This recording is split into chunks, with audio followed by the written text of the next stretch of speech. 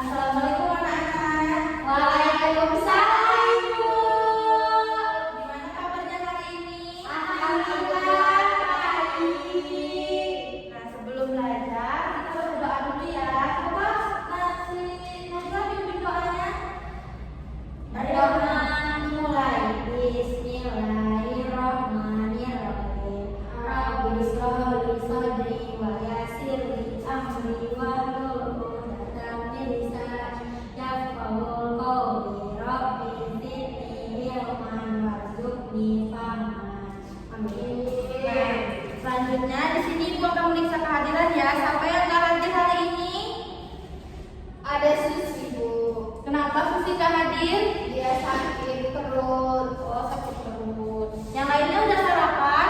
Sudah. Sarapan ya sebelum pergi sekolah. Iya, Bu. Di sini kita belajar tentang tema berapa? Ada yang tahu? Tema 3. Kita akan belajar tema 2 tentang keberagaman makhluk hidup di lingkunganku. Nah, di sini kemarin kan kita udah belajar tentang dataran tinggi dan dataran rendah. Ada yang tahu dataran tinggi itu apa? Enggak tahu, Bu. Dataran tinggi itu seperti contohnya seperti bukit, hutan, gitu. Kalau dataran rendah itu biasanya itu yang di tepi-tepi pantai. Nah, di sini Ibu ada punya gambar satu. Ada tahu di gambar apa? Kupu-kupu. Nah, kalau kupu ini biasanya tinggalnya di mana? Di dataran tinggi. Di rumah saya ada kupu-kupu. Iya, di mana-mana emang ada kupu-kupu. Kemudian di sini Ibu ada contoh hewan. Yang pertama, Kucing. Kalau kucing contohnya hidupnya di dataran tinggi atau dataran rendah? Dataran rendah. Kalau anjing, Dataran rendah. nah, di sini Ibu ada juga sapi sama domba. Sapi sama domba ini tinggalnya di mana? Dataran tinggi atau dataran rendah? Dataran rendah. Dataran tinggi. Ya, ini bisa di dataran tinggi, bisa juga di dataran rendah. Dataran rendah itu contohnya itu seperti kayak Dataran kunci. ya, itu kan ada kan? Nah, jadi kalau sapi sama domba ini hidupnya di dataran tinggi dan dataran rendah. Nah, kemudian di sini Ibu ada teks tentang kupu-kupu. Coba Uci baca. Nah, ini untuk Najla. Najla, perhatiin Uci ya. Kupu-kupu. Kupu-kupu termasuk dalam kelompok serangga. Kupu-kupu biasanya memiliki warna yang indah, cemerlang. Kupu-kupu tidak berbahaya bagi manusia. Daun hidup kupu-kupu bermula dari telur yang melekat di daun. Kemudian lantang dan menetas setelah 5 sampai dengan 10 hari dan menjadi larva atau ular. Setelah 2 minggu, larva ular membentuk kelompok yang bergantung di ranting atau daun selama 2 sampai dengan 3 minggu. Setelah beberapa waktu, kupu-kupu dewasa keluar dari kelompok. Kupu-kupu dikenal sebagai serangga penyerbu tanaman yang membantu bunga-bunga berkembang menjadi buah.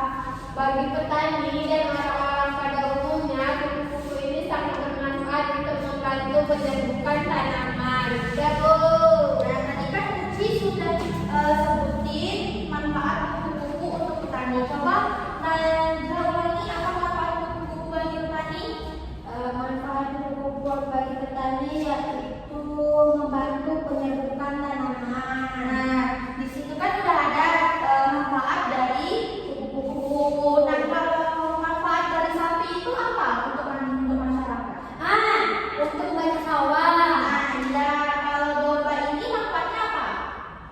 Kalau domba ini manfaatnya itu biasanya itu bulu domba ini bisa dijadiin baju, bulunya udah itu Bantal. Nah, dan itu kalau misalnya susunya itu bisa dikonsumsi. Bisa dikonsumsi. Kemudian kalau gajah dan kuda ini juga ada manfaatnya. Kalau gajah ini biasanya untuk di pariwisata kayak Dia itu pembinaan dan gajah. Nah, jadi kalau kuda kan juga ada biasanya kan, biasanya naik Jerman, itu kan kali ini. Nah, kemudian Ibu ada tugas buat kalian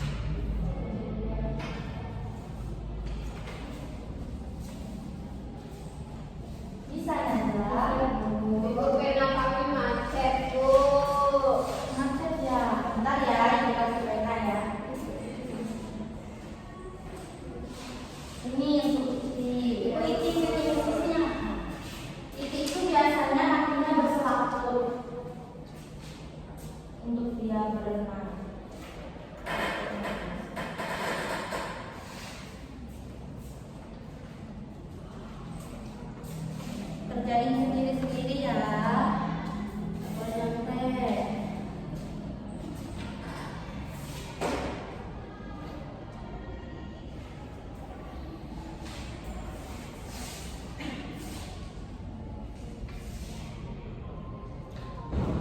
Sudah. Coba Najwa presentasi ke depan dulu. Nanti baru. Baiklah, Najwa mempresentasikan ciri-ciri khusus dari ayam, kucing, dan ikan. Ayam mempunyai jenggot. Jenggot itu letaknya di mana? Di atas kepala ayam itu, Yang warna merah itu ya. ya. Kalau kucing mempunyai kaki yang berselambut. Kalau kucing mempunyai kuku. Kalau ikan mempunyai sirip. Pintar. Coba tepuk tangan untuk Najwa dulu. Coba sekarang kunci yang presentasi ke depan.